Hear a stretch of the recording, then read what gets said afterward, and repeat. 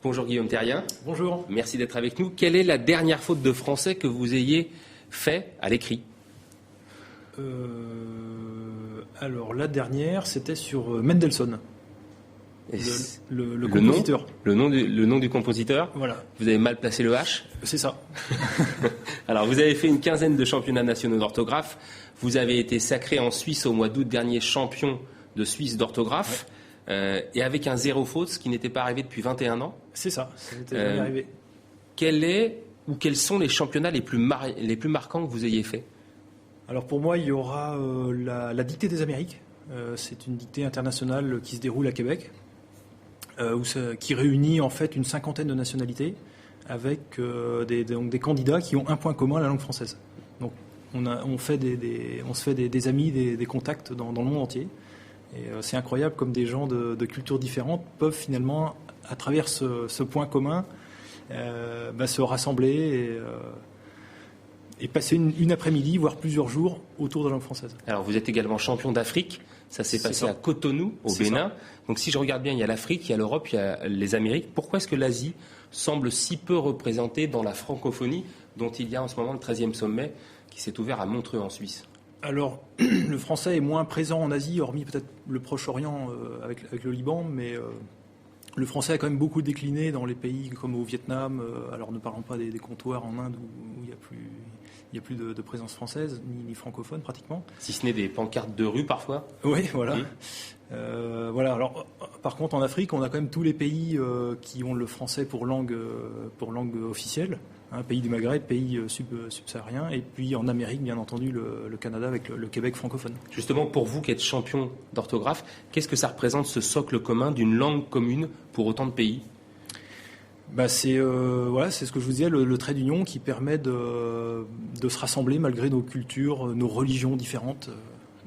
Alors à 15 ans, vous avez eu un premier déclic de l'orthographe, c'était avec la dictée de Bernard Pivot, c'est un animateur télé français célèbre. Depuis lors, quel est le niveau d'orthographe que vous évaluez dans cette francophonie ?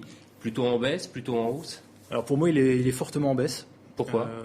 Je pense que d'une part, on consacre moins de temps à son étude dans les petites classes et même au collège, y compris au lycée et à l'université, où on ne l'a jamais vraiment étudié systématiquement. Et d'autre part, il y a l'avènement des outils informatiques qui contribuent quand même au déclin de l'orthographe, je pense. Parce que votre génération ou la mienne, on s'est mis à utiliser les outils informatiques alors qu'on maîtrisait déjà les fondamentaux, d'accord ? En revanche, la génération qui vient, elle a tout de suite été confrontée avec les outils informatiques et elle a moins eu le temps d'acquérir les fondamentaux, de bien les photographier avant de passer au numérique, au SMS, au chat. Est-ce que c'est pas le propre de toutes les nouvelles générations que d'avoir de nouveaux outils et d'adapter en fait la langue ?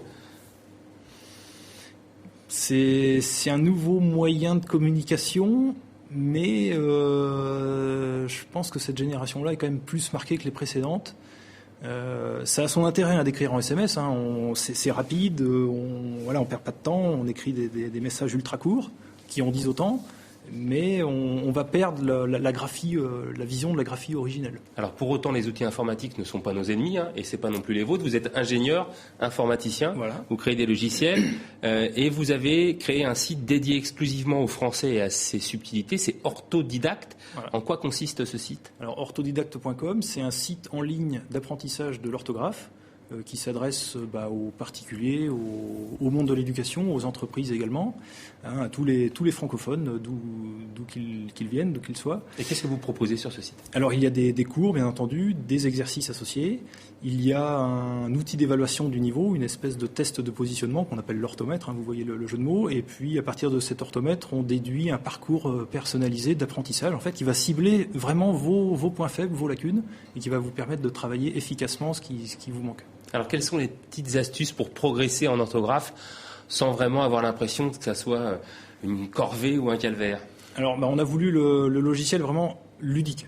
Donc il y a des formes, des dictées de phrases, des dictées de mots. Il y a des jeux des paniers. Il faut mettre les mots masculins dans un panier, les mots féminins dans un autre panier.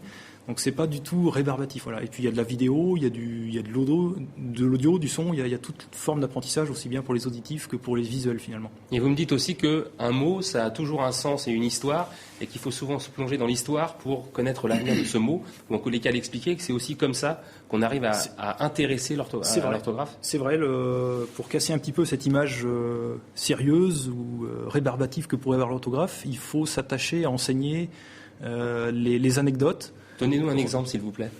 Alors, par exemple, l'accent circonflexe dans goût, il y est parce que il est de la même famille que gustatif, par exemple. Vous voyez ?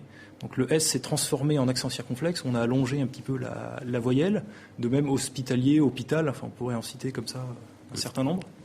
Vous avez eu un bac scientifique avec mention bien. Oui. Vous m'aviez avoué, vous avez eu 20 sur 20 en maths. Non mais vous avez de quoi filer des complexes. Doué en maths, super bon donc en orthographe puisque vous êtes champion. Vous êtes désormais un peu comme un sportif de haut niveau puisque vous travaillez l'orthographe quotidiennement. Les évolutions de la langue qui sont proposées notamment par l'Académie française, elles sont, on va dire, réfléchies, motivées, validées depuis 50 ans, puisque vous regardez l'histoire. Quelles sont pour vous les principales évolutions justement de cette langue française ? Alors là, il y a eu une réforme proposée, des recommandations plutôt proposées en 1990, donc il y a une vingtaine d'années, qui concernaient notamment le singulier et le pluriel des mots composés. Par exemple, on peut maintenant écrire un sèche-cheveux sans X. Alors même s'il est difficile de se sécher un seul cheveu. Donc les puristes apprécieront. Est-ce que la langue française peut être considérée comme une langue élitiste ? Elle est très exigeante, c'est sûr. Elle est très exigeante. Il y a beaucoup d'exceptions. C'est pour ça que la réforme de 1990 en a gommé certaines, les exceptions les moins justifiées linguistiquement. Donc à ce titre, c'est vrai qu'elle peut sembler élitiste. Oui. On va se flageller 2 petites secondes. Quelle est la faute que les journalistes font le plus souvent ? Alors ce qui est à la mode en ce moment, c'est au jour d'aujourd'hui. C'est un double pléonasme, vous m'avez dit ? Voilà, c'est ça. Un pléonasme, je ne sais pas s'il faut le rappeler, quand on dit monter en haut, descendre en bas. Si on monte, ça ne sert à rien de préciser en haut, d'accord ? Donc aujourd'hui, dans aujourd'hui, il y a déjà au jour. Donc inutile de rajouter devant au jour d'aujourd'hui. Et c'est un double pléonasme en fait, parce que ui, c'est un vieux mot qui vient du latin audier, ça veut dire déjà aujourd'hui. Donc le mot aujourd'hui est en soi un pléonasme. Vous étudiez plusieurs langues, dont l'arabe et l'espagnol. Alors une question, qui a dit « Je parle espagnol à Dieu, italien aux femmes, français aux hommes et allemand à mon cheval ». Alors là, vous me posez une colle. Tic-tac, c'était Charles Quint, qui était roi d'Espagne et empereur germanique. Ce sera notre mot de la fin. Merci beaucoup Guillaume Terrien d'avoir accepté l'invitation de TV5 Monde.